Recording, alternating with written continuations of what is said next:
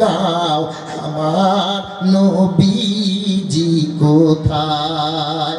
জোরে বলেন সুবহানাল্লাহ, হাত তুলে বলেন নারায়ে তাকবীর। আমার আব্বা জানেরা, ওই নবীর শানে কোরআন কি বলছে শুনে যান। আল্লাহ পাক জানালেন, ও পৃথিবীর মানুষেরা তোমরা শোনো, যাতে করে মানুষ আল্লাহওয়ালা হতে পারে, যাতে করে মানুষ সঠিক রাস্তা পেতে পারে, সেই জন্য পাপাচার থেকে বাঁচানোর জন্য আমি নবীর কাছে পবিত্র 30 পারা কোরআন নাজিল করেছি। ওই কোরআন মাদ্রাসায় পড়ানো হয়। বাচ্চারা তালিলিমরা যখন রাস্তার পাশ দিয়ে হেঁটে হেঁটে যায়, ওই রাস্তার দুই ধারের যতগুলো গাছ আছে, তামাম গাছপালাগুলো আল্লাহ মাবুদের কাছে দোয়া প্রার্থনা করে। তালি আলিমদের এত বড় মর্যাদা, ওই বাচ্চারা যখন কোনো নদী বা পুকুরের পাশ দিয়ে হেঁটে হেঁটে যায়, ওই নদীতে ওই পুকুরের ভিতরে যতগুলো মাছ আছে, তামাম মাছগুলো আল্লাহর কাছে দোয়া মাগফিরাতের কামনা করে। আব্বাজানেরা, ওই বাচ্চা তো মাদ্রাসায় পড়ানো হয়। মাদ্রাসা হলো নবীর ঘর। আওয়াজ দেন, কার ঘর? জোরে বলেন, নবীর ঘর। ওই নবীর ঘরে যখন বাচ্চারা পড়বে, আব্বাজানেরা, কোরআনের প্রত্যেকটা অক্ষরের মধ্যে আল্লাহ পাক 10টা করে নেকি দেবে। আপনার সন্তান যখন কোরআন শরীফ পড়বে, আপনি যেদিন মরে যাবেন, আপনার পাশে বসে সন্তান যেদিন কোরআন তিলাওয়াত করবে, মরে যাওয়ার পরেও কবরে গিয়ে আমার রূহ বা আত্মাটা শান্তি পাবে। তিরমিজির হাদিসে আছে, সন্তান যখন দোয়া করে, ওই সন্তানের চোখে পানি আসবার আগে আল্লাহ পাক তার মা বাপের কবরের আযাব মাফ করে দেবে।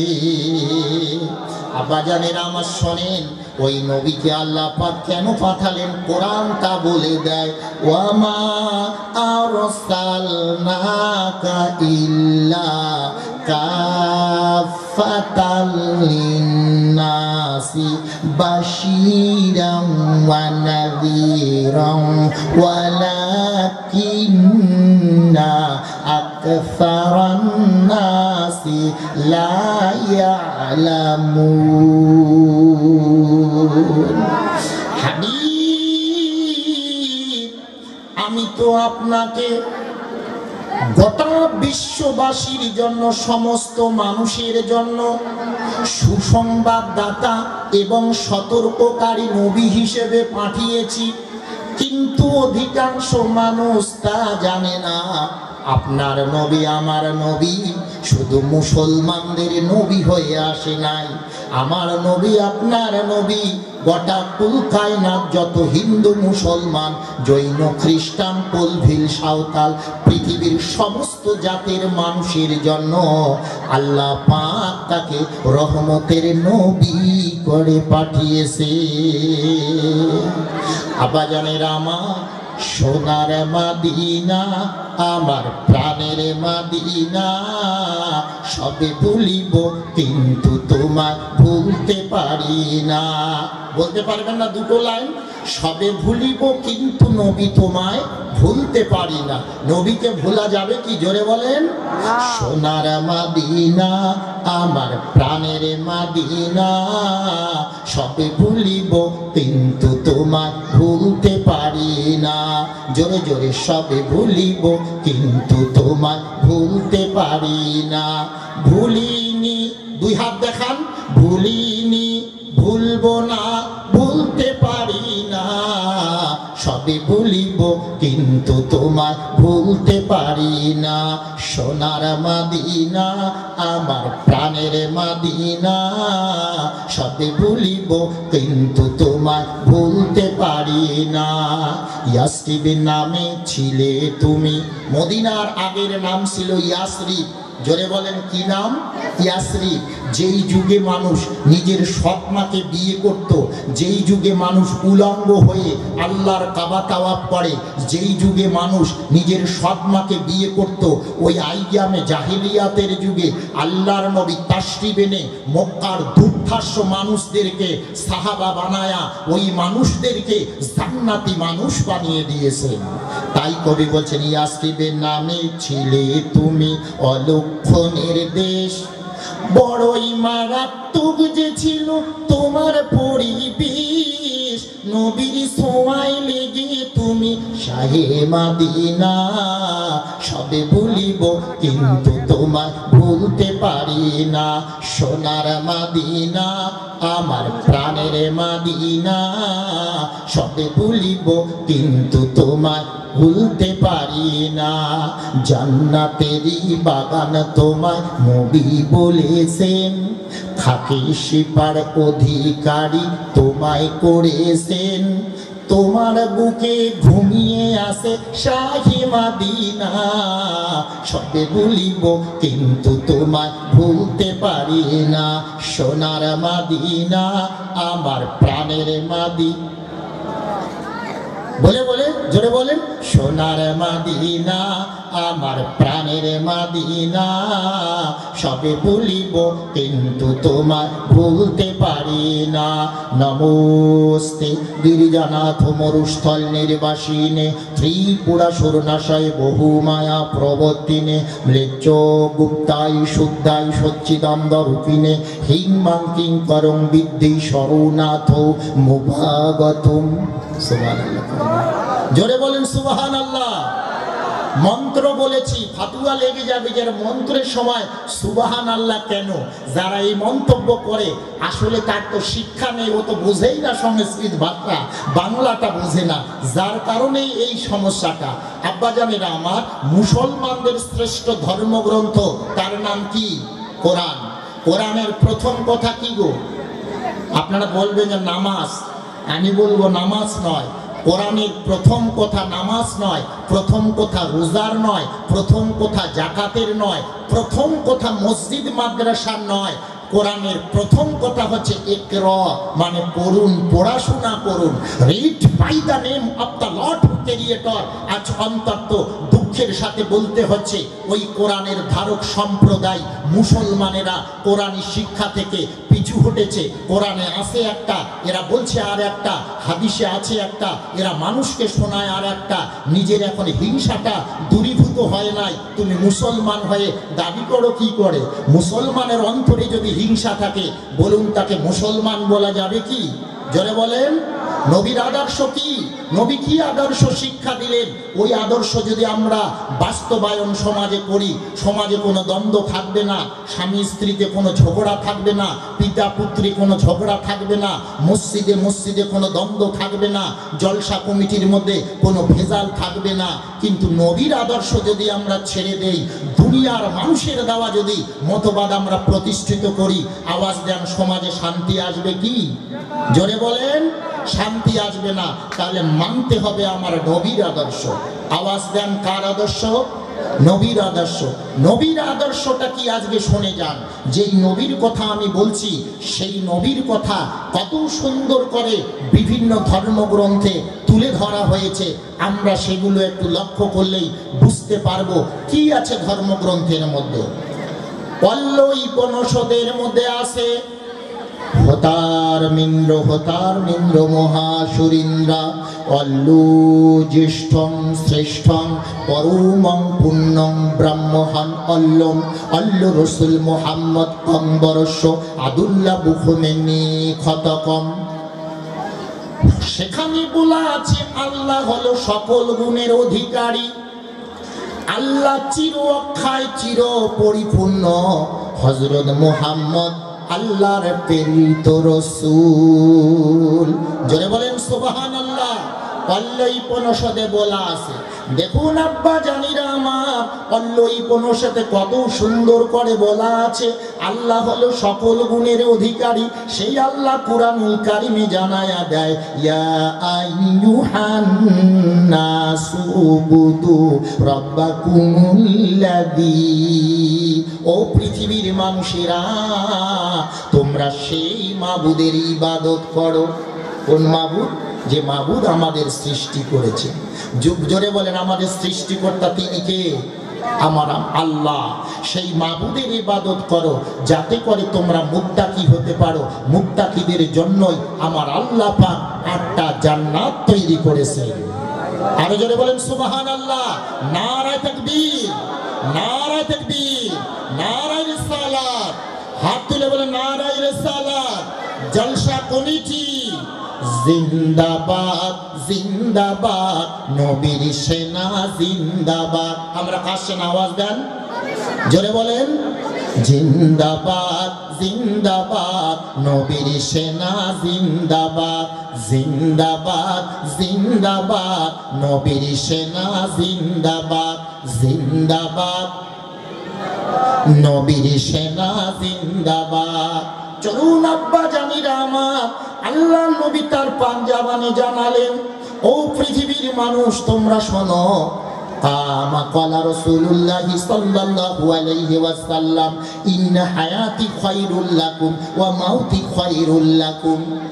বক্তব্যে হয় কোরআন থাকবে, নাহলে হাদিস থাকবে, নাহলে যে গ্রন্থ বলবে তার রেফারেন্স থাকবে, এর নাম বায়ান বক্তব্য। কোনো কিচ্ছা কাহিনী চলবে না। বাবা মা, হাদিস বলেছি, এখন বাংলা শুনেন। এই হাদিসটি শেফা শরীফের মধ্যে আছে। নবী বলেছেন, আমি উম্মতের জন্য হায়াতেও হচ্ছি রহমত, ওফাতের পরেও আমি উত্তম। হায়াতেও আমি উত্তম, ওফাতের পরেও নবী কি? জোরে বলেন, উত্তম। ওই নবী কি মক্কার বুকে থাকতে দেয় নাই? আমার মুসলমানের বাপেরা, চলুন আলোচনা এখন শুরু করছি। ওই নবীকে মক্কার বুকে থাকতে দেয় নাই। নবী আমার মক্কা ছেড়ে যেদিন মদিনা চলে যাচ্ছে, মক্কা হারে মক্কাবাসীরা নবীকে চিনল না, এত নির্যাতন করলো, এত অপমান করলো। আল্লাহ নবী এত অপমানিত হয়েছে। সূরা ইয়াসিনের মধ্যে তা স্পষ্ট করে আছে। সূরা ইয়াসিনের 7 নাম্বার আয়াতে বলা আছে, আল্লাহ নবী রহমতের নবী একদিন নামাজ পড়ছিলেন। নামাজ কি পড়ছিলেন? জোরে বলেন, নামাজ। নামাজ ছাড়া নাজাতের রাস্তা আছে নাকি গো? জোরে বলেন। নামাজ ছাড়া নাজাতের রাস্তা নাই। আর নামাজ পড়লে আমাদের কোরআন জানা দরকার আছে কি না? পুরো কোরআন না জানলে তো কটা সূরা আমাদের জানা দরকার। সূরা তো মাদ্রাসায় পড়ানো হয়। আপনারা অনেক ভাগ্যবান, আপনাদের মেকলিগঞ্জে আমি শুনেছি হাফেজ সাহেবের কাছে নতুন মাদ্রাসা খুলেছেন। এটা আমরা অনেক খুশি।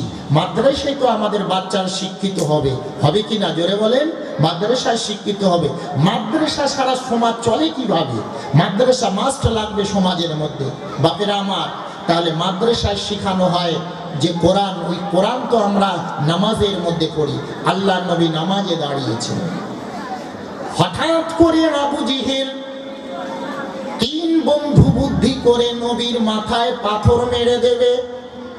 বিশাল বড় একটা পাথর নিয়ে গুটি গুটি পা ফেলে আল্লাহর নবীর কাছে যা গেছে, নবীর মাথায় দেবে। পাথরটা নবীর মাথায় দেবে।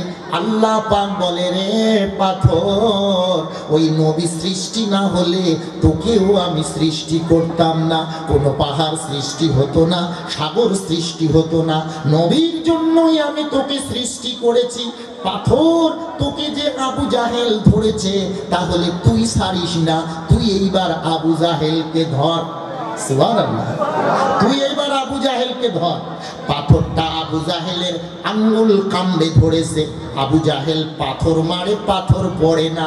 আবু জেহেল পালানো শুরু করেছে। সঙ্গীরা বলে, পালাস কেন?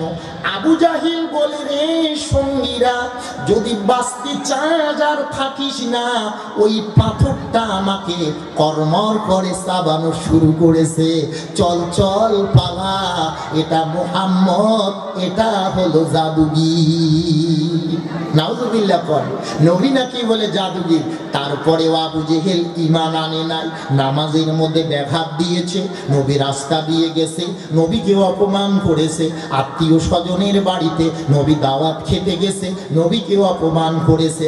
আল্লাহ পাক কুরআনুল কারিমে জানায়া দেয়, হাবিব আপনি কাঁদবেন না, চিন্তা করবেন না।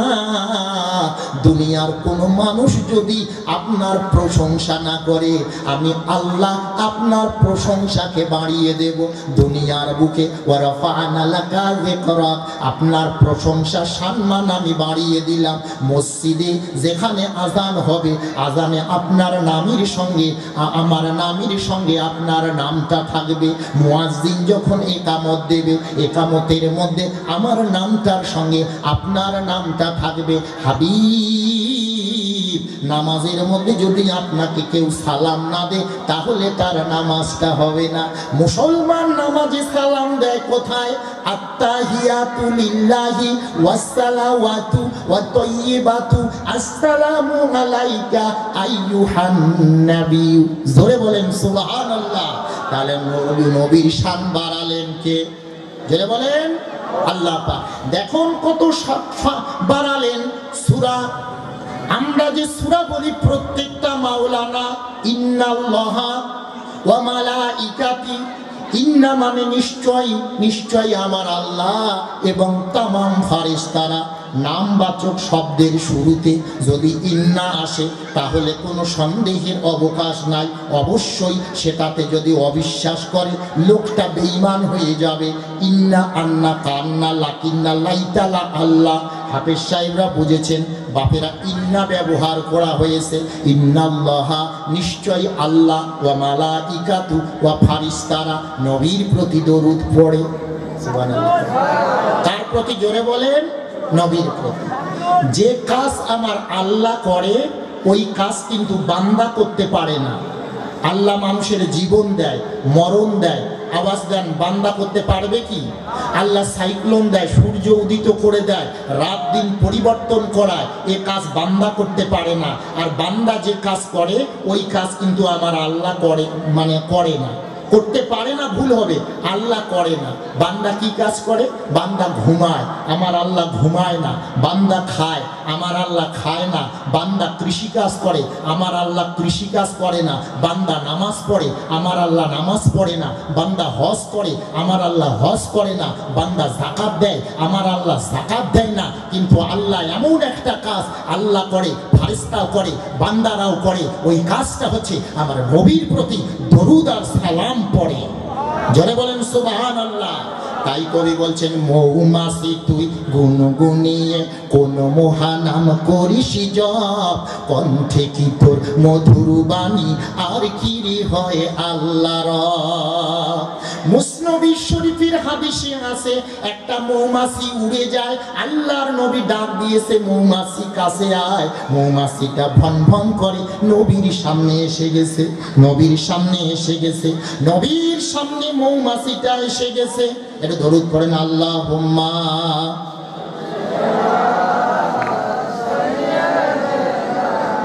মাওলানা মুহাম্মদ ওয়া আলা আলি সাইয়্যিদিনা মাওলানা মুহাম্মদ। চিঠি এসেছে, শুনলে আপনারা খুশি হবেন। বেশি করে গীতা, বাইবেল, বেদ বলতে হবে। জোরে বলেন একটু সুবহানাল্লাহ। শুনবেন তো আপনারা নাকি? আজকে শোনাবো বাপেরা আমার।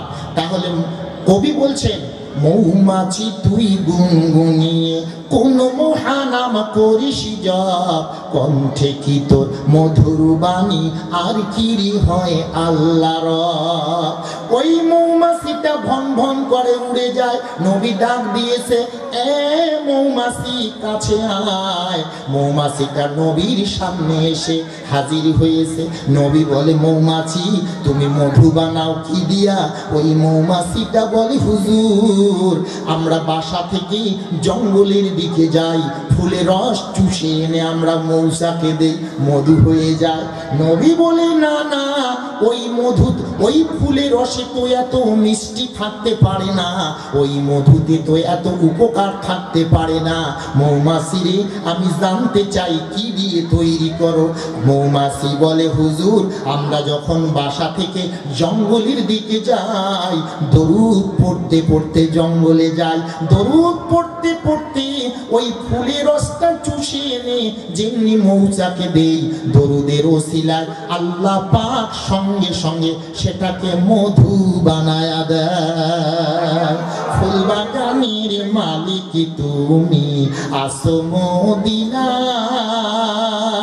পাখি নই যে উইরা যাব পাক সোনার মদিনায় রে। ফুলবাগানের মালিক তুমি হে, ফুলবাগানের মালিক তুমি হে। আর নবী আসে কানে শুনি, চোখে দেখলাম না, মন চাই যে উইরা যাব পাক সোনার মদিনায় রে। ফুলবাগানের মালিক তুমি হে, ফুলবাগানের মালিক তুমি হে। বাকিরা আমার, আমরা নামাজ পড়লে নামাজের মধ্যে আমাদের কিছু না কিছু ভুল হয়। এ ভুল হয় কি না জোরে বলেন? রুকু সেজদায় ভুল হয়, রোজা রাখলে রোজার মধ্যে কিছু জায়গায় আমাদের ঘাটতি হয়, হজ করলে কিছু জায়গায় ঘাটতি হয়। ওই ঘাটতিগুলো, ওই ভুলগুলো পরিপূর্ণ করে দেয় দরুদের ওসিলায় আমাল আল্লাহ পাক সুন্দর করে দেয়। তাই জন্য বেশি বেশি করে দরুদ পড়বে, যারা বেশি করে দরুদ পড়বে তিনটা নিয়ামত আল্লাহ পাক দুনিয়ার জমিনে তাকে দেবে। আর জোরে, কয়টা নিয়ামত? তিনটা। প্রথম নাম্বার হলো তার কণ্ঠস্বরকে আল্লাহ পাক কোকিল কণ্ঠ করে দেবে। দ্বিতীয় নাম্বার হলো তার চেহারা নুরানি করে দেবে। তৃতীয় নাম্বার সম্পদ দেবে, ধনমান ইজ্জত দিয়ে আল্লাহ পাক তাকে ভরে দেবে। এই তিনটা নিয়ামত দুনিয়ার বুকে আল্লাহ পাক বান্দাদেরকে দান করবে। এই জন্য বেশি বেশি করে মুসলমান যেন আমার নবীর প্রতি দরুদ পড়ে। দরুদ পড়লে আমার আল্লাহ পাক খুশি হয়ে যায়, কারণ নবী খুশি হলে আল্লাহ তো খুশি হবে। একটু দরুদের নাজারানা দিচ্ছি, আমার সঙ্গে পড়েন। লা ইলাহা হরুতি পাপম, এটা আলগা কলেমা। এই কলেমা আমাদের চাংড়া বান্দার কলেমা, এই কলেমা আমাদের চাংড়া বান্দার কলেমা। মুসলমান ভাবে কোরআনটা মনে হয় শুধু নামাজ পড়ার জন্য এসেছে, অনেকে ভাবে না দোয়া করার জন্য বোধহয় এসেছে, অনেকে ভাবে না কোরআন মনে হয় মাদ্রাসা পড়ানোর জন্য এসেছে, অনেকে ভাবে কোরআন মনে হয় ওয়াজ করবার জন্য এসেছে। এই কোরআনুল কারীম যার শুরু আছে যার শেষ নাই। সুবহানাল্লাহ, কত গভীর। আল্লাহ পাক জানায়া দেয়, কুল্লাউ কানাল বাহরু মিদাদাল লিকালিমাতি রাব্বি লানাফিদাল বাহরু ক্বাবলা আন তানফাদা কালিমাতু রাব্বি ওয়ালাউ জিনা বিমিসলিহি মাদাদা। হাবিব, আপনি বলে দিন তামাম পৃথিবীর সমুদ্রের পানিগুলো যদি কলমের কালি বানানো যায়, যারা স্কুল কলেজে পড়েছেন তারা জানেন দুনিয়ার বুকে আটলান্টিক সাগর, মহাসাগর, প্রশান্ত মহাসাগর, কত সাগর আছে। ওই সমস্ত সাগরের পানি যদি একত্রিত করা যায়, ওগুলো যদি কলমের কালি বানানো যায়, ওই কলমের কালি দিয়ে আমার কোরআনের ব্যাখ্যা বিশ্লেষণ যদি কেউ লিখতে শুরু করে যায়, লিখতে লিখতে তামাম পৃথিবীর সমুদ্রের পানিগুলো শেষ হয়ে যাবে, তবুও আমার কোরআনের ব্যাখ্যা বিশ্লেষণ কেউ লিখে শেষ করতে পারবে না। আব্বা, কিয়ামতের মাঠে কোরআন সাক্ষী দেবে। কোরআনকে যারা মোহাব্বত করবে, যারা ভালোবাসবে, ওই কোরআন কবরের আযাব মানুষের জন্য নাজাত হবে, কবরের আযাব মাফ হবে। আমার মনে পড়ে গেল বাগিরাটির জমিনে একটা কাফন চোর জীবনে 100টা কাফন চুরি করেছে। কাফন চোর বোঝেন তো? কাফন চুরি করেছে। কাফন কাফন চোর 100টা কাফন চুরি করে। ও ডাকাতির সর্দার হঠাৎ করে 10 জন সঙ্গী নিয়ে একটা বিরাট কবর হাঁটিতে গেলেন, মাজার হাঁটিতে গেলেন, কবর খুললেন। কবর খুঁড়ে ওই বান্দাটা যখন কবরে নামলেন, সর্দার লাফ দিয়ে ডাঙ্গায় উঠে চিৎকার দিয়ে পড়ে গেলেন। সঙ্গীরা তার মাথায় পানি ঢাললো, তাড়াহুড়ো করে বাড়ি নিয়ে গেল। ওই ডাকাতির সর্দার চোখের পানি ছেড়ে দিয়ে বলে, সঙ্গীরা গোসলের পানি দাও, নতুন জামা পরায়া দাও, জীবনে কোনোদিন চুরি করব না, ডাকাতি করব না। তাকে জিজ্ঞেস করা হচ্ছে কেন করবে না? ডাকাতির সর্দার বলে, আগে ওযুর পানি দাও, গোসলের পানি দাও। গোসল করলেন, ওযু করলেন, নতুন জামা পরাইয়া ডাকাতের সর্দার চোখের পানি ছেড়ে দিয়ে বলে, সঙ্গীরা আমি কবরে নাইমা দেখি লোকটা কবরের ভিতরে বসে বসে আল্লাহর দেওয়া পবিত্র কোরআন শরীফ তিলাওয়াত করছে। নারে তাকবীর! কি করছে জোরে বলেন? কোরআন শরীফ তিলাওয়াত করে। এই জন্য জাতির জনক মহাত্মা গান্ধী, আপনার পকেটে যে টাকা আছে ওই টাকায় যে একটা ছবি আছে যার সংক্ষিপ্ত নাম হচ্ছে MK গান্ধী। ওই মহাত্মা গান্ধী তিনি বলেছেন, আমি কোরআন পড়েছি, বাইবেল পড়েছি, গীতা পড়েছি, ত্রিপিটক পড়েছি, সামবেদ পড়েছি, যজুর্বেদ পড়েছি, অথর্ববেদ পড়েছি, মণিসংহিতা পড়েছি, পৃথিবীর অনেক ধর্মগ্রন্থ পড়ে দেখেছি, কোরআনের মতো নিখুঁত গ্রন্থ একটাও আর নাই। যারা কোরআন পড়বে অবশ্যই তারা স্বর্গে লাভ করবে। আব্বা তিনি সারাটা জীবন অহিংসার প্রচার করেছেন, কারণ কোরআন হিংসাবোধকে সাপোর্ট করে না। কোরআন বলে দেয় লা ইকরাহা ফিদ্দিন, ধর্মে কখনো জবরদস্তি নেই। ধর্মে কাউকে আল্লাহর নবী জোর করে কাউকে ধর্মান্তরিত করে নাই। তরবারির চকচকানা দেখাইয়া নবী আমার কাউকে কলেমা পড়ায় নাই। আজকে নবীর যারা দুশ্মন, যারা বলছে নবী অল্প সময়ে ধর্মান্তরিত করেছিল, তারা ঠিক বলছে না। বাপিরা আমার, নবী ছিলেন দেখুন সারাটা জীবন কোরআনের কথা তিনি বলেছেন। আল্লাহর নবীর আদর্শ একটা জীবনে কোনোদিন নবী মিথ্যা বলে নাই, অন্যায় আচরণ করে নাই। ওই কোরআনের তিনি বায়ান বক্তব্য করে গেছেন। আল্লাহর পক্ষ থেকে কোরআন নাজিল হয়েছে, 23টা বছর সময় লেগেছে। জোরে বলেন কয়টা? 23টা বছর। ইচ্ছা কাহিনী শোনাবো না, বাস্তব আজকে আলোচনা আপনাদের কাছে আমি তুলে ধরবার চেষ্টা করছি। ছোটবেলা থেকে অনেক কিচ্ছা কাহিনী আপনারা শুনেছেন, আজকে কোনো কিচ্ছা কাহিনী শোনাবো না। বাপেরা আমার, হিন্দু ভাইদের যিনি প্রাণকর্তা, যার নাম স্বামী বিবেকানন্দ, যার আয়ুষ্কাল ছিল 39 বছর, তার মন্দিরটা এবার আমি দেখে এসেছি চেন্নাইতে, সাগরের পাড়ে। সেখানে মন্দিরটা আমি দেখে এসেছি। পাথরের ভিতর থেকে একটা আওয়াজ আসে, আওয়াজ আসে। কেরলায় যারা কাজ করে জিজ্ঞেস করবেন, আমার কথাটার সঙ্গে মিল করে নেবেন। স্বামী বিবেকানন্দ চিরকুমার ছিল, তিনি বিয়ে শাদী করেন নাই। স্বামী বিবেকানন্দ বলেন, পৃথিবীর মানুষেরা ও শান্তি থেকে যদি বাঁচতে চাও তোমরা জেনে নাও, পৃথিবীর বুকে একটা মহামানব যার নাম মোহাম্মদ, মদবর্তিতা দেবাতে কারান্তে প্রকৃতিতা।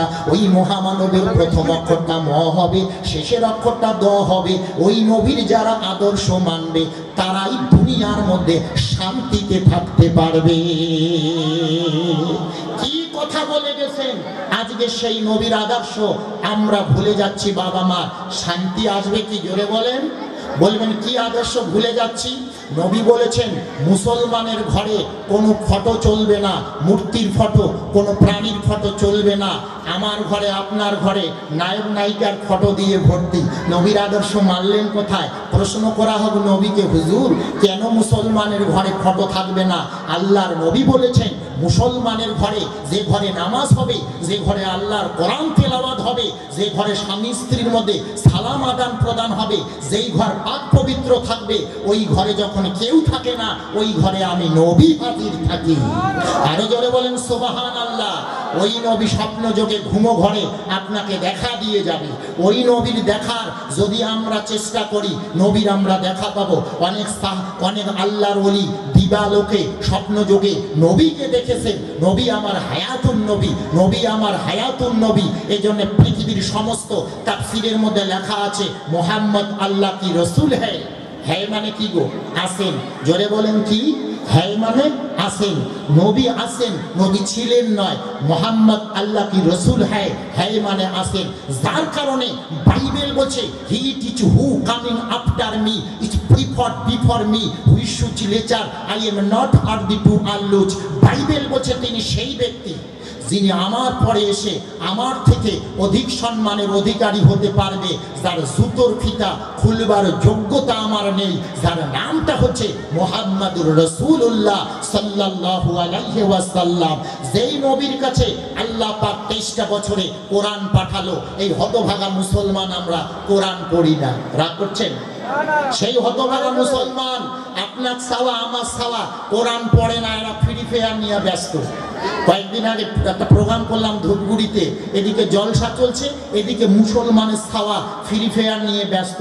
কি বলবো ভাই, আপনার ছেলের কথা আমার ছেলের কথা, আপনার ভাইয়ের কথা আমার ভাইয়ের কথা, এরা ফ্রি ফায়ার নিয়ে ব্যস্ত, পাবজি নিয়ে ব্যস্ত, এরা কোরআন পড়ে না। শুনলে অবাক হয়ে যাবেন। আমি প্রথমেই বলছি, কোরআন শুধু যে নামাজ পড়বার জন্য তা নয়, কোরআনকে গবেষণা করে। আজকে খ্রিস্টান ইহুদিরা আকাশ পাতে চলে যাচ্ছে, আজকে তারা জয় করছে বিশ্বের বিভিন্ন কিনারে, বড় বড় তারা কি সুন্দর জিনিস তৈরি করছে। আজকে আমরা কোরআন ছেড়ে দিয়েছি, কোরআন মুসলমানের ঘরে মাকড়সার জাল বাঁধা করছে। ঠিক বলছি না ভুল বলছি গো? মুসলমান পড়ে না কোরআন, জাল বাঁধছে। কারণটা কি? যার কারণেই হচ্ছে কোরআন যখন অপমানিত হবে তখন আল্লাহ পাক গজব পাঠাবে দুনিয়ার বুকে। আব্বাজানেরা আমার, সোনার যুবকরা ভালো করে শোনেন, কোরআনুল কারিমে ৬,৬৬৬টা আয়াত আছে। কত আয়াত? জোরে বলেন। ৬,৬৬৬টা আয়াত। আয়াত মানে সেন্টেন্স বা বাক্য আছে। এই ৬,৬৬৬টা আয়াত, ১,০০০ আয়াতে আল্লাহ পাক জান্নাতের ওয়াদা দিয়েছে। সুবহানাল্লাহ। কয় হাজার আয়াতে? ১,০০০ আয়াতে জান্নাতের ওয়াদা দিয়েছে। ১,০০০ আয়াতে জাহান্নামের ভয়ের কথা আছে, ১,০০০ আয়াতে উদাহরণ আছে, ১,০০০ আয়াতে কাহিনী আছে, ২৫০টা আয়াতে হারামের কথা আছে, ২৫০টা আয়াতে হালালের কথা আছে, আল্লাহর প্রশংসা করা আছে, ১০০টা আয়াতে বিবিধ বিষয়ে আলোচনা করা আছে, মাত্র ৬৬টা আয়াতে। জোরে বলেন সুবহানাল্লাহ। যেই আল্লাহ আমার নবীর কাছে কোরআন পাঠালেন, কোরআনটা পৃথিবীর বুকে আসতে সময় লেগেছে পুরো 23 বছর। জোরে বলেন কয় বছর? 23টা বছর। আমরা যদি একটা বছর আপনার সাওয়া আমার সাওয়া মাদ্রাসায় পড়াই, খোদার কসম বলছি আপনার সাওয়াটা কোরআন শরীফ পড়তে পারবে। পারবে কিনা? জোরে বলেন। একটা বছরে কোরআন শরীফ পড়তে পারবে। কারণ সমাজ যাচ্ছে কোন ভাবে, ওই বাচ্চাদেরকে তাড়াতে হবে, শাসন করতে হবে, তারা যেন তাদের মাদ্রাসা পড়তেই হবে। স্কুল পড়বে, আমার আপত্তি নাই, কলেজ পড়বে, মুসলমান তো পড়বে। কারণ কোরআনের প্রথম কথাই তো হচ্ছে পড়াশোনা করা। Education is the backbone of the nation. শিক্ষা হলো জাতির মেরুদণ্ড। যে জাতির মধ্যে শিক্ষা নেই সে জাতি কখনো স্বাবলম্বী করতে পারে না, উন্নতি সাধন করাতে পারে না। আব্বা, পড়াশোনা লাগবে, সমাজে পড়াশোনা ছাড়া চলা যাবে না। আর গরিব হতে পারি কিন্তু পড়াশোনাটা মাস্ট আমাদের লাগবে। পড়াশোনা ছাড়া সমাজে উন্নতি হবে না। আপনার সমাজে আমার সমাজে যদি একটা শিক্ষিত বাচ্চা হয়, ওই বাচ্চাটা গোটা সমাজকে আলোকিত করে দেবে, সে দেশকে আলোকিত করবে, মসজিদকে আলোকিত করে দেবে, পাড়াকে আলোকিত করে দেবে। মানুষের কাছে সে একটা এমন সুন্দর পাত্র হবে, সব মানুষ তাকে ইজ্জত দেবে। তার ওসিলায় আপনি তার বাবা, আপনারও সম্মান আল্লাহ পাক বাড়িয়ে দেবে। আরো জোরে বলেন সুবহানাল্লাহ। তাহলে আমরা পড়াশোনা আমাদের করা দরকার। আব্বা, সেই প্রসঙ্গটা আমি যাচ্ছি না। ওই নবীর কাছে আল্লাহ পাক কোরআন পাঠালেন। দেখেন দুনিয়ার মধ্যে এত নবী থাকতে তো কোরআন পাঠালেন না কারো কাছে। আল্লাহ পাক জানালেন পারা নাম্বার 3। এই জোরে বলেন কয় পারা? 3 পারা। আল্লাহ পাক বলছে তিলকা রাসূলু ফাদলনা বাদহুম আলা বাদ। একজনকে আর একজনের উপর প্রতিষ্ঠিত করে। যুগে যুগে কালে কালে আল্লাহ পাক নবী পাঠিয়েছেন। হযরত আদম সফিউল্লাহ থেকে সৃষ্টি করে আখিরি পয়গম্বর হযরত মুহাম্মদ মুস্তাফা সাল্লাল্লাহু আলাইহি ওয়াসাল্লাম পর্যন্ত আল্লাহ পাক পৃথিবীর বুকে প্রায় লক্ষাধিক নবী বা রাসূল পাঠিয়েছেন। কিন্তু সমস্ত নবীদেরকে আল্লাহ পাক বললেন আদম সফিউল্লাহ, মুসা কালিমুল্লাহ, ঈসা রুহুলুল্লাহ। আব্বা জানিরা আমার, কিন্তু আপনার নবী আমার নবীর বেলায় আল্লাহ পাক জানালেন অন্যটা। কি জানালেন? আব্বা জানিরা আমার আদম নবীকে বলেন আদম সফিউল্লাহ। আদম নবী লম্বায় ছিলেন 60 গজ। সুবহানাল্লাহ। কয়? তার মানে 120 হাত। কয় গজ? জোরে বলেন। 120 হাত, মানে 60 গজ মানে 120 হাত লম্বা আদম নবীকে আল্লাহ পাক তৈরি করলেন। দেখেন সেই আদম নবী এত লম্বা, 120 হাত লম্বা, প্রস্থে আছে 7 হাত চওড়া। মেশকাতের হাদিস, বাদ গল্প করছি না, হাদিস বলছি, মেশকাতের হাদিস। আল্লাহর নবী তার পাক জামানে জ্বালালেন, পৃথিবীর মানুষ তোমরা শোনো, শনিবারের দিন আল্লাহ পাক এই জমিনটা সৃষ্টি করেছেন, রবিবারের দিন আল্লাহ পাক গাছপালা সৃষ্টি করেছেন, সোমবারের দিন আল্লাহ পাক পাহাড় পর্বত সৃষ্টি করেছেন, মঙ্গলবারের দিন আল্লাহ পাক মন্দ জিনিস সৃষ্টি করেছেন, বুধবারের দিন আল্লাহ পাক নূর বা আলো বা জ্যোতি সৃষ্টি করেছেন, বৃহস্পতিবারের দিন আল্লাহ পাক প্রাণী জগৎ সৃষ্টি করেছেন, শুক্রবারের দিন আসরের নামাজের পরে আল্লাহ পাক আদম নবীকে সৃষ্টি করেছেন। আর জোরে বলেন সুবহানাল্লাহ। ওয়াজের মধ্যে তথ্য দিতে হবে মানুষকে, ওয়াজ করলে হবে না। আপনারা বাড়ি নিয়ে যাবেন, কি তথ্য নিয়ে যাবেন? ও সব পুরানা কাহিনী ছেড়ে দাও, নতুন কি তথ্য আছে সেটা মানুষের কাছে উপস্থাপন করো। বাবা মা, আমি ছেড়েছি, নবী আমার মক্কার জমিনে লাঞ্ছিত হচ্ছে। ওই আবু জেহেল, আবু লাহাব, আবু সুফিয়ান আল্লাহর নবীকে অপমান করছে। আজও ভালো মানুষকে অপমান করে কি না? জোরে বলেন, জোরে বলেন, করে কি না? আজও করে। মক্কার বুকে মানুষেরা আসে যে দেখি তো মুহাম্মদ নামে বলে একটা লোক আছে, লোকটা কেমন? কিন্তু যেই লোক নবীর কাছে যায় ওই লোকেই কলেমা পড়ে মুসলমান হয়ে যায়। জোরে বলেন সুবহানাল্লাহ। কারণ লোকগুলো আসে তো খারাপ লোক। স্বামী বিবেকানন্দ তাই বলেছেন, with out the personal life of the teacher